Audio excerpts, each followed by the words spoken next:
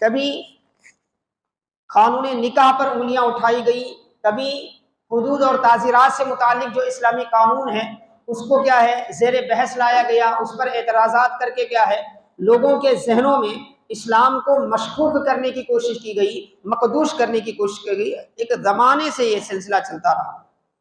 لیکن ہر دور میں جیسا کہ اللہ تبارک و تعالیٰ نے قرآن کریم میں فرمایا یریدون ان یطفئوا نور اللہ بافواہہم واللہ متم نورہ ولو کرہ الکافرون، وہ اپنی پھونکوں سے اللہ کے نور کو بجھانا چاہتے ہیں اور اللہ اس نور کو پورا کرنا چاہتا ہے۔ اللہ اس نور کو پورا کرنا چاہتا ہے، وہ چاہتے ہیں کہ اپنی پھونکوں سے اس نور کو، اسلام کی اس روشنی کو، قرآن کی اس روشنی کو ہمیشہ کے لیے خاموش کر دیا جائے، لیکن اللہ تبارک و تعالیٰ اس نور کو مکمل کرنا چاہتا ہے، اگرچہ کہ شرک کرنے والے اس کو ناپسند کرتے رہیں، لیکن اللہ پاک اس نور کو مکمل کرے گا، اور مکمل کیا اللہ تبارک و تعالیٰ نے۔ اس کی دعوت کو عام کی اللہ تعالیٰ نے، اس کے پیغام کو عام کیا اللہ تعالیٰ نے۔ اس کا جو مصدر ہے، اسلام کا بنیادی مصدر جو قرآن ہے، اس کے ایک ایک لفظ کی حفاظت کی گئی، ایک ایک نقطے کی حفاظت کی گئی۔ ایسے تو دنیا میں بہت سے آسمانی صحیفے آئے، قرآن خود کہتا ہے صحف ابراہیم و موسیٰ، ابراہیم علیہ السلام کے صحیفے بھی تھے، موسیٰ علیہ السلام کے صحیفے بھی تھے۔ مشہور آسمانی چار کتابیں تو ہم سب مانتے ہیں، تورات ہے، انجیل ہے، زبور ہے، لیکن حاضرین محترم عزیزان گرامی، آسمانی کوئی صحیفہ انسانی تحریفات سے محفوظ نہیں رہ سکا۔ ایک کتاب ایسی جو 1400 سال گزرنے کے باوجود بھی، کل حضرت صدیق اکبر قرآن کو جیسے پڑھتے تھے، آج الحمدللہ ہم بھی اس کو ایسے ہی پڑھ رہے ہیں۔ الحمدللہ قرون اولیٰ میں صحابہ اکرام الحمدللہ رب العالمین پڑھتے تھے، تو ہم بھی الحمدللہ رب العالمین پڑھ رہے ہیں، حالانکہ ہمارے اور اس دور کے درمیان 1400 سال کا فاصلہ ہے، زمانے بیت گئے ہیں اور زمین کی دوریاں الگ ہیں، مسافات الگ ہیں۔ کتنے ہی مسلمان ایسے ہیں جو ہندوستان میں پیدا ہوئے، انہوں نے زندگی میں کبھی سعودی عرب کی طرف رخ بھی نہیں کیا، کبھی انہیں حرم شریف جانا بھی نصیب نہیں ہوا، لیکن وہ بھی زندگی بھر الحمدللہ رب العالمین پڑھتے رہے، اور جو عرب میں پیدا ہوتا وہ بھی الحمدللہ رب العالمین پڑھتا رہا، جو سوڈان میں پیدا ہوا وہ بھی الحمدللہ رب العالمین پڑھتا رہا، جو افریقہ میں پیدا ہوا وہ بھی الحمدللہ رب العالمین پڑھتا رہا، جو کئی تو ایسے لوگ بھی دنیا میں گزرے جن کی ساری زندگیاں جزیروں میں گزر گئی، لیکن وہ بھی الحمدللہ رب العالمین پڑھتے رہے۔ یہ اس بات کی حقانیت ہے کہ اس آسمان کے نیچے زمین کے اوپر اگر کوئی کتاب صحیح حالت میں ہے، درست ہے، محفوظ ہے، تو وہ اللہ کی کتاب قرآن کریم ہے، اس کا ایک ایک لفظ محفوظ ہے، کیونکہ اللہ نے اس کی حفاظت کی ذمہ داری کسی قوم کو، کسی جماعت کو نہیں دی، خود اللہ تعالیٰ نے اس کلام کی حفاظت کی ذمہ داری دی۔ اِنَّا نَحْنُ نَزَّلْنَا الذِّكْرَ وَإِنَّا لَهُ لَحَافِظُونَ، یقیناً ہم نے ہی اس ذکر کو نازل کیا ہے اور ہم ہی اس کی حفاظت کریں گے۔ تو اللہ کا جو وعدہ ہے وہ پورا ہوا، اور صبح قیامت تک دنیا دیکھے گی کہ کس طرح کیا ہے قرآن کریم کی حفاظت ہوتی رہے گی۔ لیکن حسد، اناد، دشمنی، یہ ایسے جذبات ہیں جب کسی دل میں یہ پیدا ہوتے ہیں تو اس کی آنکھ محسود کی خوبیاں دیکھ نہیں پاتی، اس کے کان محسود کی خوبیوں کو سن نہیں سکتے۔ ایک نارمل اور فطری بات ہے، تجربے کی بات ہے۔ آپ کے دل میں اگر کسی سے نفرت ہے، جس سے آپ نفرت کرتے ہیں اس کی کوئی خوبی آپ کو بھاتی نہیں ہے، ساری دنیا کہہ رہی ہے کہ بھئی اس کے اندر خوبی ہے، مگر نفرت کرنے والا اس خوبی میں بھی خامی نکالنے کی کوشش کرتا ہے، خامی نکالنے کی کوشش کرتا ہے۔ یہی حقیقت ہے، اسی لیے قرآن نے کہا لا ریب فی، فرمایا قرآن میں اللہ نے، یعنی قرآن میں شک کی گنجائش نہیں ہے، شک نہیں کریں گے نہیں فرمایا، شک کرنے والے تو شک کریں گے، لیکن قرآن ایک ایسی کتاب ہے جس میں شک کرنے کی گنجائش نہیں۔ اگر وہ عقل مند ہوتے، اگر وہ اپنی عقل سلیم کا استعمال کرتے تو وہ یقین کرتے اس بات کا کہ بھئی یہ واقعی اللہ کی کتاب ہے، اس میں کوئی شک نہیں ہے، اس میں کوئی شک نہیں ہے۔ تو حاضرین محترم عزیزان گرامی، ان مضامین کو آج کی اس نشست میں آپ کے سامنے رکھنے کا مطلب کیا ہے؟ کیوں میں ان مضامین کو آپ کے سامنے ذکر کر رہا ہوں؟ خصوصیت کے ساتھ اس لیے ذکر کرنا پڑتا ہے، اسلام سب سے بہتر مذہب ہے، اور ہماری جو مصدر کتاب ہے، ہمارا جو منبع ہے، وہ اللہ کا کلام سب سے مقدس اور افضل ترین کتاب ہے اللہ کی، اس میں کوئی شک نہیں۔ لیکن روئے زمین میں جتنے بھی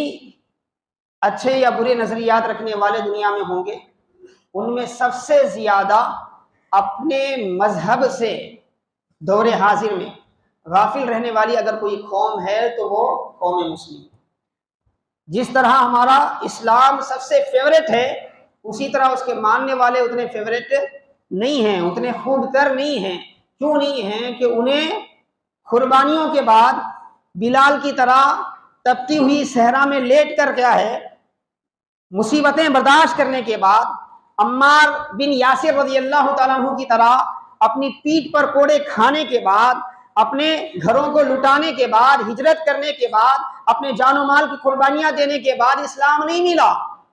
بلکہ انہیں تو کیا ہے، اسلام وراثت میں ملا ہے،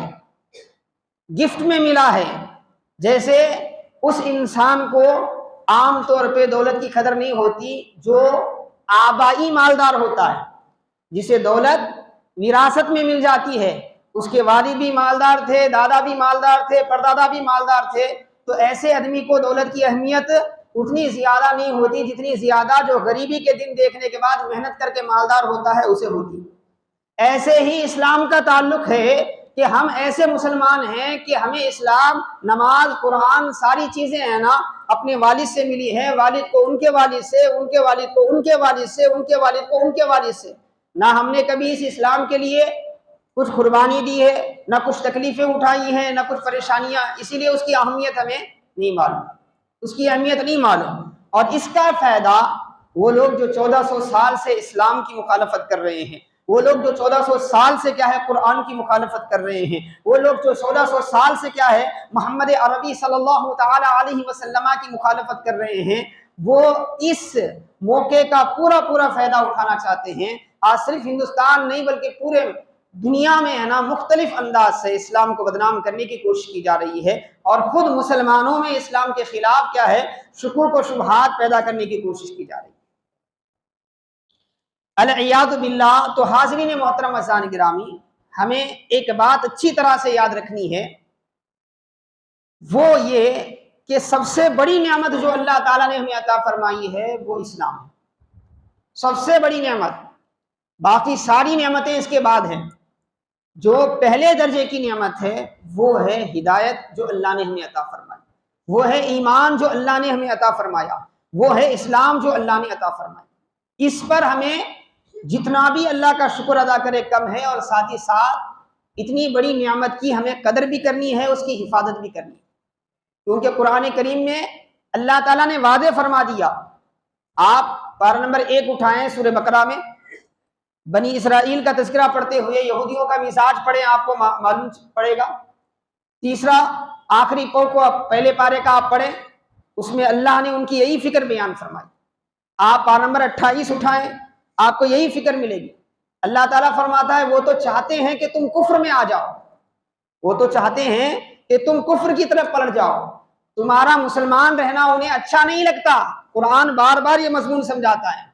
تو اس کی جو کوششیں ہیں 1400 سال سے چل رہی ہیں، تسلسل کے ساتھ 1400 سال سے اس بات کی کوشش چل رہی ہے۔ کبھی رسول اکرم علیہ السلام پر جھوٹی تہمتیں باندھی جاتی ہیں، کبھی قرآن کے اوپر کیا ہے جھوٹی تہمتیں باندھی جاتی ہیں، کبھی قرآن کی آیتوں کو لے کر کیا ہے مسگائیڈ کیا جاتا ہے کہ بھئی ایسا حکم ہے شریعت میں، ویسا حکم ہے شریعت میں۔ اور حاضرین محترم عزیزان گرامی، کچھ افراد کی غلطیوں کا، کچھ افراد کی ان کے اپنے مفادات کی غلطیوں کا الزام بھی کیا ہے پورے اسلام پر لگایا جاتا ہے۔ آپ دورے ماضی میں چلے جائیں، جگہ جگہ کیا ہے آپ کو اس کی صورت ملے گی۔ یہ آج 18 ذی الحجہ ہے، اس کی ایک خاص مناسبت ہے اسلامی تاریخ سے، کیونکہ 18 ذی الحجہ جو ہے امیر المؤمنین داماد رسول پیکر حیا حضرت سیدنا عثمان ذی النورین رضی اللہ تعالیٰ عنہ کی شہادت کا دن بھی ہے۔ اور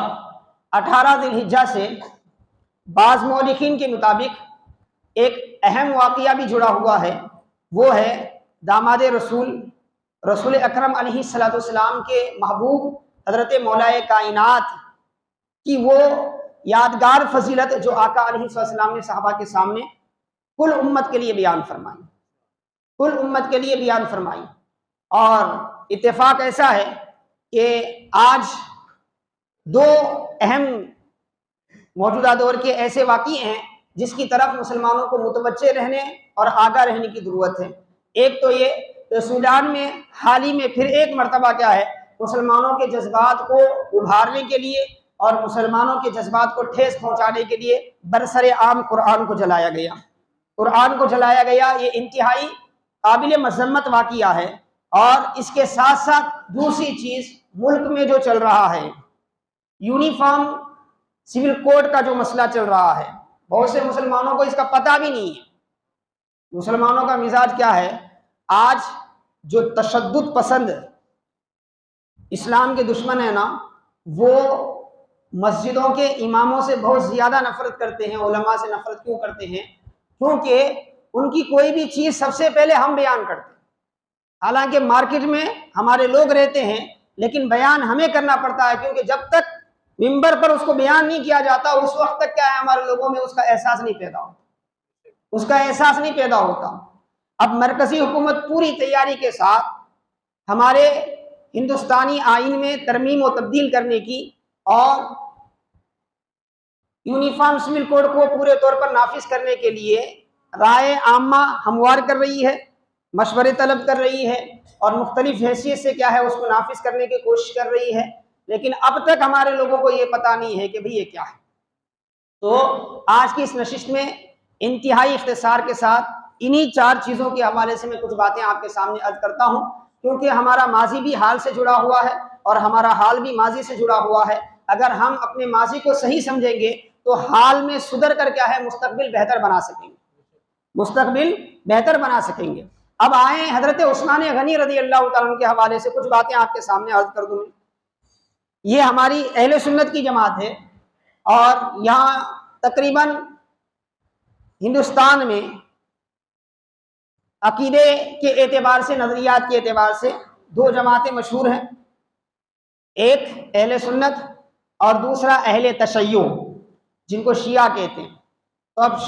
شیعہ کا کیا نظریہ ہے اس پہ بحث کرنے کی ہمیں ضرورت بھی نہیں ہے، کیونکہ ہمارے مد مقابل میں ایک بھی فرد شیعہ نہیں ہے۔ یہ اہل سنت کی مسجد ہے، اہل سنت کے افراد ہیں۔ اہل سنت کا نقطہ نظر حضرت عثمان ذی النورین رضی اللہ تعالیٰ عنہ کے تعلق سے کیا ہے؟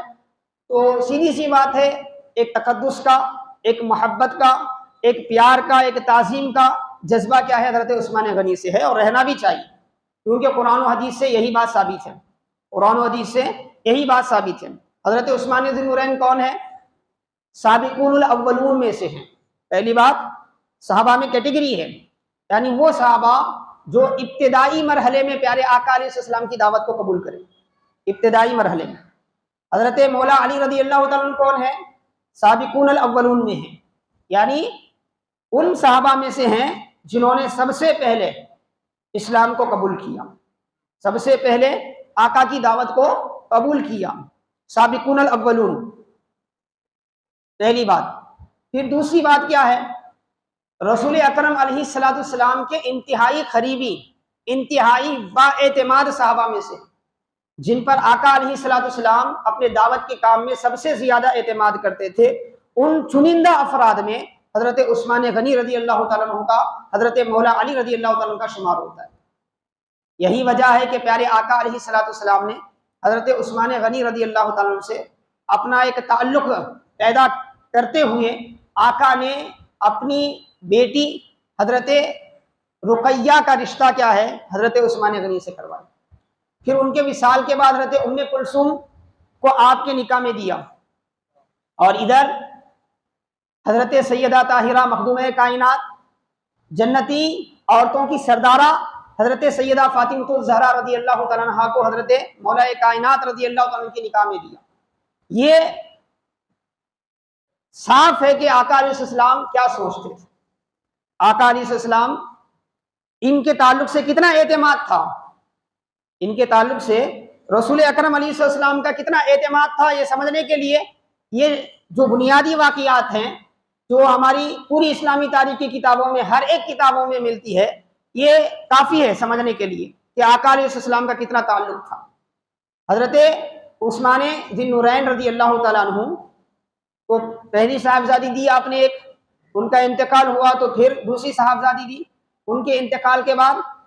اور صاحبزادیاں تو نہیں تھیں کیونکہ حضرت بی بی فاطمہ حضرت مولا کائنات کے نکاح میں تھیں، حضرت زینب کا نکاح جو ہے پہلے ہی دوسرے صحابی سے ہو چکا تھا، تو اب نہیں تھی، تو آقا علیہ السلام نے کیا فرمایا، اگر میری اور بھی بیٹیاں ہوتی تو میں عثمان کے نکاح میں دیتا ہوں، اور بھی بیٹیاں ہوتی تو عثمان رضی اللہ تعالیٰ کے نکاح میں دیتا ہوں۔ اسی لیے آپ کو ذی النورین کہا جاتا ہے۔ ذی النورین کہنے کی ایک وجہ یہ بھی بیان کی گئی، آپ کو ذی النورین جو کہا جاتا ہے نا، اس کی ایک وجہ کیا ہے صاحب، یہ بھی ہے کہ آقا علیہ السلام کی دو بیٹیاں کیا ہے آپ کے نکاح میں جمع ہوں۔ پھر اس سے ہٹ کر بہت سی فضیلتوں میں آپ شریک رہے، بہت سی فضیلتوں میں آپ شریک رہے، جیسے دو صحابی اللہ نے انہیں مال و ثروت سے نوازا تھا، دولت سے نوازا تھا، ایک حضرت صدیق اکبر، ایک حضرت عثمان ذی النورین، اور اپنے مال کا انہوں نے پورا استعمال دین اسلام کے لیے کیا۔ جب بھی اسلام کو ضرورت پڑتی آپ صدیق اکبر کو مال خرچ کرتے ہوئے دیکھتے، حضرت عثمان ذی النورین کو مال خرچ کرتے ہوئے دیکھتے، آپ کے مال سے اسلام کو تقویت ملی، دعوت اسلام کو تقویت ملی، یہاں تک کہ غزوہ تبوک کا جو موقع تھا انتہائی نازک موقع، ایسے وقت تقریباً 1000 اونٹ اور 70 گھوڑے آپ نے کیا ہے فی سبیل اللہ کے دین کی سربلندی کے لیے حوالے کیا، اور رقم بھی آپ نے آقا علیہ السلام کی خدمت میں پیش فرمائی۔ تو اس وقت آقا نے ایک جملہ فرمایا تھا، کیا فرمایا تھا، آج کے بعد عثمان کو کوئی گناہ کیا ہے ضرر نہیں دے گا، فرمایا، یعنی اتنے اللہ کی بارگاہ میں مقبول ہیں کہ یہاں پر کیا ہے گناہ کا تصور بھی ہو نہیں سکتا۔ یہ کون کہہ رہے ہیں، رسول اللہ صلی اللہ تعالیٰ علیہ وسلم۔ اس کے بعد تیسری بات آپ دیکھیں،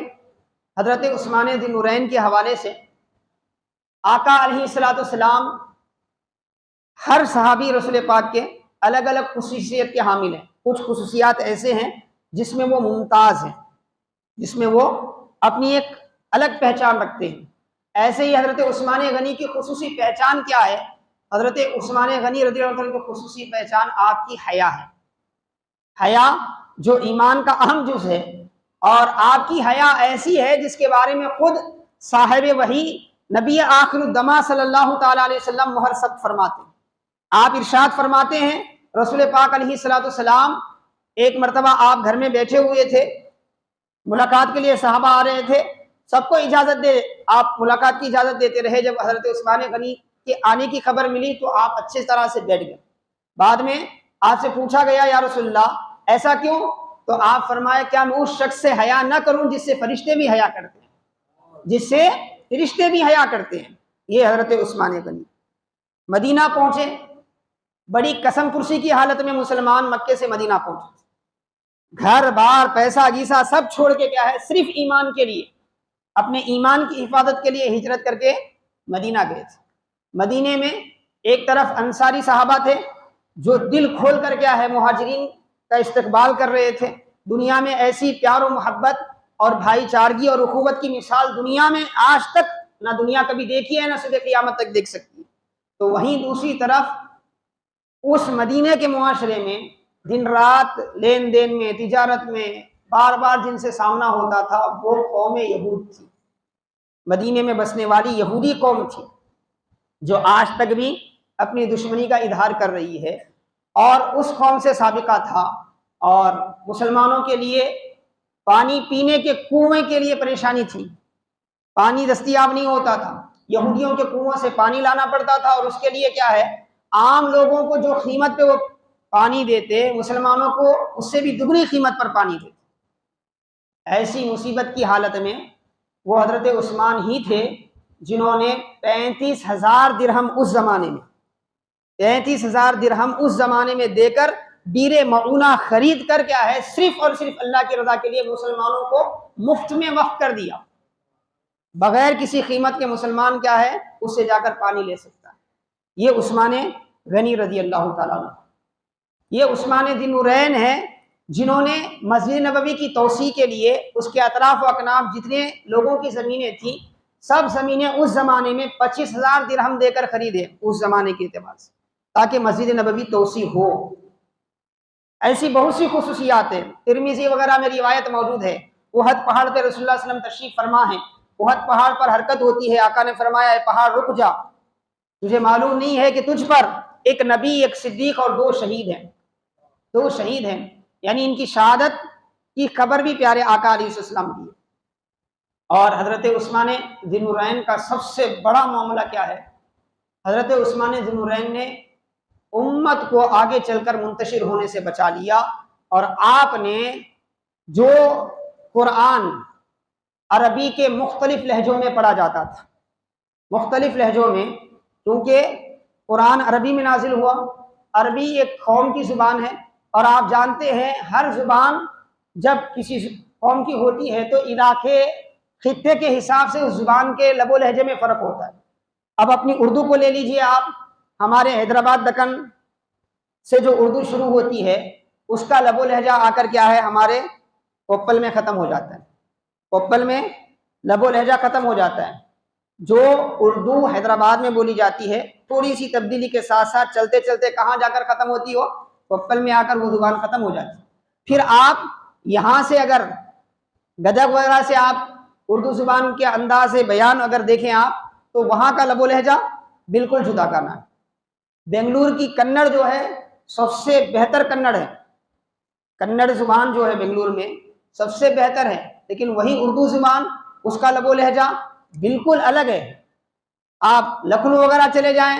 وہاں کا اردو لب و لہجہ بالکل الگ ہے، زبان ایک ہی ہے، علاقے کے اعتبار سے خطے کے اعتبار سے الگ الگ انداز سے بولی جاتی ہے۔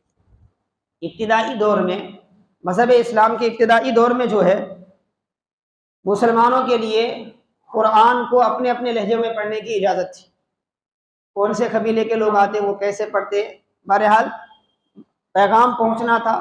لیکن قرآن نازل ہوا تھا لغت قریش میں۔ تو حضرت عثمان غنی نے کیا کیا، اگر وہ ایسے ہی چھوڑ دیتے نا، آج سب کچھ رہنے کے باوجود بھی لوگ اختلاف کر رہے ہیں، ساری محنتیں قرآن تواتر کے ساتھ ہمارے سامنے موجود ہے، ابھی میں نے اس کی مثال بیان کی کہ کس طرح قرآن کیا ہے محفوظ ہے، اور احادیث پاک کا ذخیرہ ہمارے سامنے محفوظ ہے، بڑی محنتوں کے بعد محدثین نے اسے محفوظ کیا، اور آج لوگ اپنے طرف سے کیا ہے احکام نکالنے کی کوشش کر رہے ہیں، مگر اللہ کرم کرے امت کے مجتہدین پر، بالخصوص ائمہ اربعہ پر، امام اعظم ابو حنیفہ رحمۃ اللہ علیہ، امام مالک بن انس، امام احمد بن حنبل، امام محمد بن ادریس الشافعی رحمۃ اللہ علیہ پر، جنہوں نے 1200 سال پہلے ہم سے جو نہیں ہو سکتا تھا وہ کام پہلے ہی کر کے ہمارے لیے آسانی کر دی، ہمارے لیے آسانی کر دی۔ اتنا محفوظ ہونے کے باوجود بھی اختلاف ہے۔ اگر حضرت عثمان غنی آگے بڑھ کے لغت قریش پر امت کو جمع نہیں کرتے تو قرآن کے لفظوں پر بھی کیا ہے آج ساری امت جھگڑنے لگتی، ایک کہتا کہ ایسا ہے، ایک کہتا کہ ایسا ہے، کوئی الحمد کو الحمدی پڑھتا، کوئی الحمد پڑھتا، کوئی الحمدہ پڑھتا، وہ کہتا کہ نہیں بھئی یہ صحیح ہے، یہ صحیح ہے، یہ صحیح ہے۔ تو امت سے کیا ہے اتنے بڑے انتشار کو دور کر کے آپ نے امت کو اس قرآن پر جمع کیا جس زبان میں مصطفیٰ قرآن پڑھا کرتے تھے، جس زبان میں مصطفیٰ جان رحمت قرآن پڑھا کرتے تھے۔ اسی لیے آپ کو کیا کہتے ہیں، جامع القرآن کہتے ہیں، آپ کو جامع القرآن کہتے ہیں، قرآن کو جمع کرنے والے۔ اور اس قرآن کو آپ اپنے دور حکومت میں آپ نے پورے اسلامی دنیا میں باضابطہ نافذ کر دیا، پابند کر دیا کہ بھائی آپ صرف اسی صحیفے سے اسی لب و لہجے میں قرآن پڑھیں گے، اسی لب و لہجے میں آپ قرآن پڑھیں گے۔ تو یہ حضرت عثمان غنی، کیا ہوا حضرت عثمان غنی کے ساتھ؟ آج کی تاریخ کو عثمان غنی کو آپ عالم اسلام کے خلیفہ تھے، اور ایسے خلیفہ کو انہی کے گھر میں محصور کر کے پیاسا رکھ کے حالت روزہ میں شہید کر دیا گیا، حالت روزہ میں شہید کر دیا گیا۔ کون عثمان غنی؟ اسلام کی پہلی کڑی. کیوں ہوا؟ کیونکہ خود مسلمانوں میں ایسے لوگوں کو پیدا کیا گیا جو صحابہ، ایسے اس درجے کے صحابہ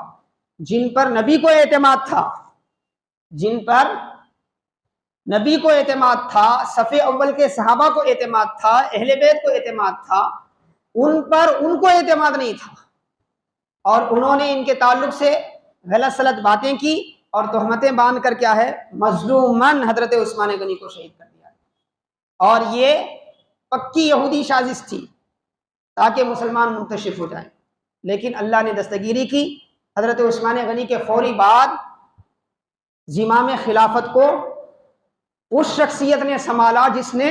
نبی کے ماضی کو بھی دیکھا تھا اور نبی کے آخری زمانے کو بھی دیکھا تھا، جنہوں نے صدیق اکبر کی خلافت کو بھی دیکھا تھا، عمر فاروق اور عثمان ذی النورین کی خلافت کی بھی دیکھا تھا، جن کی نگاہ ولایت مومن کو بھی پہچانتی تھی، منافق کو بھی پہچانتی تھی، یعنی حضرت مولا علی رضی اللہ تعالیٰ. اسی لیے آج ہی کے تاریخ کو مصطفیٰ جان رحمت نے حضرت علی کے ہاتھ کو اپنے ہاتھ میں لے کر فرمایا تھا، من کنت مولا ہوں فعلی المولا، میں جس کا مولا ہوں علی اس کا مولا ہے. یعنی جو مجھ سے محبت کرتا ہے اس کے لیے لازم ہے کہ وہ علی سے محبت کرے. علی سے نفرت منافق ہی کر سکتا ہے، کیونکہ علی سے محبت ایمان کا ایک حصہ ہے. ایک دوسری حدیث پاک میں آقا نے فرمایا علی سے وہی محبت کرتا ہے جو مومن ہے، علی سے وہی نفرت کرتا ہے جو منافق ہے. اور اسی حدیث پاک کا ایک دوسرا ٹکڑا ہے جس میں واضح کر دیا گیا من کنت مولا ہوں فعلی المولا. آقا نے فرمایا اے اللہ، جو علی سے محبت کرے تو اس سے محبت کر، جو علی سے دشمنی کرے تو اس سے دشمنی کر. تو وہ مولا کائنات نے زمام خلافت کو سنبھالا اور ایسے وقت میں امت کو سنبھالا. حاضرین محترم عزیزان گرامی، وقت بھی نہیں ہے اور اس نازک تاریخی زاویے میں فی الوقت جانا بھی نہیں چاہتا، کیونکہ وہ ساری چیزیں تفصیلاً عرض کیے جائیں تبھی کیا ہے اس کا مال ہو مالحہ سمجھ آتا ہے. لیکن اتنا عرض کریں کہ حضرت عثمان غنی رضی اللہ تعالیٰ کی شہادت کے بعد انتہائی مشکل لمحہ تھا مسلمانوں کے. یہودی اپنے ایوانوں میں خوش تھے، بڑی بڑی سلطنتیں اپنا پیسہ لگا کے کیا ہے مسلمانوں کو آپس میں لڑوانا چاہتی تھی اور قرآن سے اعتماد کو ہٹانا چاہتی تھی، شریعت کے قانون کو ختم کرنا چاہتی تھی. لیکن حضرت مولا کائنات رضی اللہ تعالیٰ عنہ نے ہر موڑ پر حق کو نافذ کیا، یہاں تک کہ اپنی جان قربان کر دی اور اسلام کی نگہبانی کی، اسلام کی حفاظت فرمائی، اسلام کی حفاظت فرمائی. اسی لیے تو حضرت مولا کائنات کو ہر مومن محبت کی نگاہ سے دیکھتا ہے. 1400 سال کی تاریخ میں ایسا کبھی بھی نہیں ہوا کہ کوئی مومن ہو اور اس کا تعلق علی سے نہ ہو، اس کا تعلق علی سے نہ ہو، اور کوئی منافق ہو اور وہ علی سے محبت کرے، ایسا بھی نہیں ہو سکتا، ایسا بھی نہیں ہو سکتا. تو یہ دو ہستیاں جن کا اسلام پر بڑا احسان ہے، ان کی شہادتیں واقع ہوئی تو اس کے در پردہ کیا تھا، کیوں ان کو شہید کر دیا گیا، وجہ کیا بنی؟ حاضرین محترم عزیزان گرامی، وجہ یہی بنی کہ محمد رسول اللہ صلی اللہ علیہ وسلم نے جو دین پھیلایا تھا اس کو ختم کرنے کی جو یہودی سازشیں ہو رہی تھی، اس کے لیے یہ دیوار بن کر ٹھہرے ہوئے تھے. انہیں معلوم تھا کہ جب تک قوم میں عثمان جیسی شخصیت موجود ہے، جب تک قوم میں کیا ہے علی جیسی شخصیت موجود ہے، قرآن کے احکام کو ہم ختم نہیں کر سکتے، مسلمانوں کے دلوں سے کیا ہے اسلام کی محبت کو ختم نہیں کیا جا سکتا. اسی لیے انہوں نے کوششیں کی، سازشیں کی، جس پر کچھ لوگ متاثر ہوئے، اس زمانے میں بھی ہوئے اور آج تک متاثر ہیں. آج آپ فیس بک کھولیں، آپ انسٹاگرام کھولیں، کوئی حضرت عثمان غنی کی شان میں بیعت بھی کرتا ہوا نظر آتا ہے، کوئی حضرت علی کی شان میں بیعت بھی کرتا ہوا نظر آتا ہے. یہ در حقیقت وہ شوشہ تھا جو آج سے پہلے چھوڑا گیا تھا. لیکن حاضرین محترم عزیزان گرامی، اللہ نے اس دین کی حفاظت کا ذمہ لیا ہے. وہ کوشش کیے مگر ناکام ہوئے، مگر آج تک ان کی برابر کوشش ہے. اب ہندوستان میں جو کوشش چل رہی ہے اسی کا ایک حصہ ہے. یونیفارم سول کوڈ کے نام سے جو کوشش چل رہی ہے، یہ کیا ہے؟ آزادی کے بعد سے جب ہمارا آئین بنایا گیا، ہمارا سنویدھان بنایا گیا، تو باضابطہ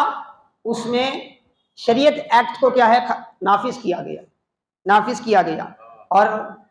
ہندوستان کے رہنے والوں کے جو بنیادی حقوق ہیں اس میں مذہبی آزادی کو بنیادی طور پر رکھا گیا، مذہبی آزادی کو بنیادی طور پر رکھا گیا۔ اب یہ یکساں سول کوڈ آئے گا تو کیا نقصان ہوگا؟ اس کا نقصان خصوصیت کے ساتھ ہر قوم کو ہوگا، جو الگ الگ مذہب کے ماننے والے ہیں۔ اب وہ کیا سوچ رہے ہیں نہیں سوچ رہے ہیں ایک الگ بات ہے، صرف مسلمان کو اس کا نقصان نہیں ہوگا، ہر ایک کو نقصان ہوگا، کیونکہ ہمارے سنویدھان کی خصوصیت یہ ہے کہ مختلف مذہب، مختلف نظریات رکھنے والوں کو ہمارا سنویدھان ایک جگہ محبت سے رہنا سکھاتا ہے۔ اب اگر اس شک کو متاثر کریں گے تو پھر نہ جانے اللہ کو معلوم کہ کیا کیا ہونے والا ہے، لیکن اس سے مسلم امہ پر کیا، مسلمانوں پر، ہندوستان کے رہنے والے مسلمانوں پر خاص طور پہ کیا نقصان نافذ ہوگا۔ تو ہمارا جو مسلم پرسنل لا ہے، وہ جو کمیٹی ہے وہ نہیں، مسلم پرسنل لا کمیٹی تو وہ مسلم پرسنل لا قانون کی حفاظت کے لیے بنائی گئی تھی۔ مسلم پرسنل لا ایک خصوصی قانون ہے جو سنویدھان میں ہمارے لیے، اس قانون کے تحت ہمارا نکاح چلتا ہے، اس قانون کے تحت ہمارا طلاق کا معاملہ چلتا ہے، اس قانون کے تحت ہمارے وراثت کے مسائل چلتے ہیں، اس قانون کے تحت ہمارے وقف کے مسائل چلتے ہیں۔ کل کو کیا ہے، اگر سول کوڈ نافذ ہوگا تو بحیثیت مسلم جو ہے شرعی اعتبار سے اب تک جو ان مسائل پر ہمیں اسلامی اعتبار سے عمل کرنے کی جو اجازت تھی وہ ختم ہو جائے۔ اس کے بعد حکومت قانون فکس کرے گی، وقف میں بھی وہی قانون چلے گا سب کے لیے، اور میراث میں بھی وہی قانون چلے گا سب کے لیے۔ وہ بولیں گے جس کو دینا ہے دو، جس کو نہیں دینا بولیں گے پھر نہیں دینا پڑے گا۔ پھر وہی قانون چلے گا نکاح کے معاملے میں بھی، وہی قانون چلے گا طلاق کے معاملے میں۔ پھر ہم کیا کریں ایسے وقت میں؟ سر دستوں ابھی اس کے تعلق سے کیا ہے، دانشوروں میں، اہل علم میں بحثیں تکرار چل رہی ہیں، کیونکہ مرکزی حکومت نے اس کی جو شقیں ہیں کس طرح وہ سول کوڈ کو نافذ کرنا چاہتے ہیں ابھی تک عام نہیں کیا، ابھی تک عام نہیں کیا۔ اسی لیے کیا ہے، پورے طور پہ تو نہیں، لیکن ایک بات تو صاف ہے، جب بھی سول کوڈ نافذ ہوگا اس سے ہمارے جو بنیادی پارلیمنٹ کے جو آئینی جو حقوق ہیں وہ متاثر ہوں گے، اور خاص طور پہ یہ جو آئلی حقوق ہیں، آئلی حقوق پر کیا ہے اس کی زد پڑے گی۔ اب اس کے بعد نکاح کرنے کے لیے کوئی کنڈیشن نہیں ہوگی، ہندو مسلم سے نکاح کر سکے گا، مسلم کیا ہے ہندو سے نکاح کر سکے، یہ سارے فسادات پیدا ہوں گے، اور ایک مسلمان بحیثیت مسلمان اپنی شریعت پر عمل کرتے ہوئے اپنے وطن کے لیے جو آج تک کام کر رہا تھا، قربانیاں دے رہا تھا، اس راہ میں کیا ہے یہ چیز بڑی رکاوٹ کا سبب بنے گی۔ اس لیے آپ حضرات سے گزارش ہے کہ اس پر اپنے طور پر بھی کیا ہے آپ مطالعہ کریں، معلوم کریں، جانیں، اور اس کے ساتھ ساتھ خصوصیت کے ساتھ مسلم پرسنل لا بورڈ کی جانب سے ایک مہم شروع کی گئی ہے۔ کیا ہے، چونکہ اب اس کے حوالے سے مرکزی حکومت مشورے جمع کر رہی ہے، تو آپ اپنا مشورہ دیں۔ کیا مشورہ دیں؟ آپ کو معلوم ہے آپ کو کیا مشورہ دینا ہے، تو آپ اس کے رزلٹ کے حوالے سے، اس کے نقصان کے حوالے سے مسلم پرسنل لا بورڈ کا جو ایپ ہے اس ایپ میں جا کر کیا ہے آپ اپنا انکار درج کروا سکتے ہیں، اس میں آپ اپنی طرف سے اپنی رائے، اپنا مشورہ اس میں درج کروا سکتے ہیں۔ تو مشورہ درج کرانے سے پہلے آپ خود بھی جان لیں، کیونکہ عام طور پہ یہی سمجھایا جاتا ہے کہ بھئی ممبروں پہ جو بولا جاتا ہے، مسلمان اتنے بدو ہیں، ممبروں پہ جو بولا جاتا ہے بس وہی سمجھایا جاتا ہے، وہی کیا ہے مسلمان کرتے ہیں۔ ویسا نہیں ہے، ہماری قوم تو کیا ہے ممبروں پر ٹھہرنے والوں سے بھی زیادہ، پارلیمنٹ میں بیٹھنے والوں سے بھی زیادہ ہوشیار ہے۔ یہ الگ بات ہے کہ سوتی بہت ہے، لیکن جس وقت جاگتی ہے پھر اچھے اچھے عقل مندوں کو کیا ہے ان کی عقلیں ٹھکانے آ جاتی ہے۔ یہ ہماری تاریخ ہے، اسی لیے آپ خود بھی مطالعہ کریں یونیفارم سول کوڈ کا کتنا نقصان ہونے والا ہے۔ آپ کو نہیں ہوگا کیونکہ یہ نافذ ہونے میں وقت لگے گا، آپ کو نہیں ہوگا، لیکن آنے والی ہماری نسلوں کو تو ہوگا، ہماری بیٹیوں کو تو ہوگا، ہماری بچیوں کو تو ہوگا، ہمارے بچوں کو تو ہوگا۔ تو اسی لیے آپ اس پر پورا غور کر کے جلد از جلد مسلم پرسنل لا بورڈ کی طرف سے جو مہم شروع کی گئی ہے اس کا سپورٹ کریں، اور حکومت کو اپنی رائے پہنچائیں۔ پھر آگے جو بھی علماء کی طرف سے، نمائندگان قوم کی طرف سے، ملت کے فکرمند افراد کی طرف سے جو بھی الہی عمل سامنے آئے گا، انشاءاللہ سب مل کر کیا ہے ہم اس الہی عمل کو سامنے رکھتے ہوئے اس کا ساتھ دیں گے، کیونکہ ہمیں اپنے وطن کی سلامتی بھی درکار ہے اور ساتھ ہی ساتھ اپنے مذہب کی آزادی بھی درکار ہے۔ اللہ پاک کی بارگاہ میں دعا ہے کہ اللہ تعالی ہمیں اور ہمارے ملک کو ہر قسم کے خطرے سے محفوظ فرمائے، ہر قسم کی پریشانی سے، انتشار سے محفوظ فرمائے، شر پسند عناصر کی شرارتوں سے اللہ پاک محفوظ فرمائے، ہمیں ایمان و امان کے ساتھ زندگی گزارنے کی توفیق عطا فرمائے۔ اللہ پاک ہمیں اسلام کو جاننے اور اسلام پر چلنے اور اسلام کے مطابق اپنی زندگی گزارنے کی توفیق عطا فرمائے۔ اللہ تعالیٰ شریعت اسلامیہ پر ہمیں استقامت عطا فرمائے، زندہ رکھے تو ایمان پر رکھے، دم واپسی ایمان پر خاتمہ فرمائے۔ وآخر دعوانا الحمدللہ رب العالمین۔ حضرات سن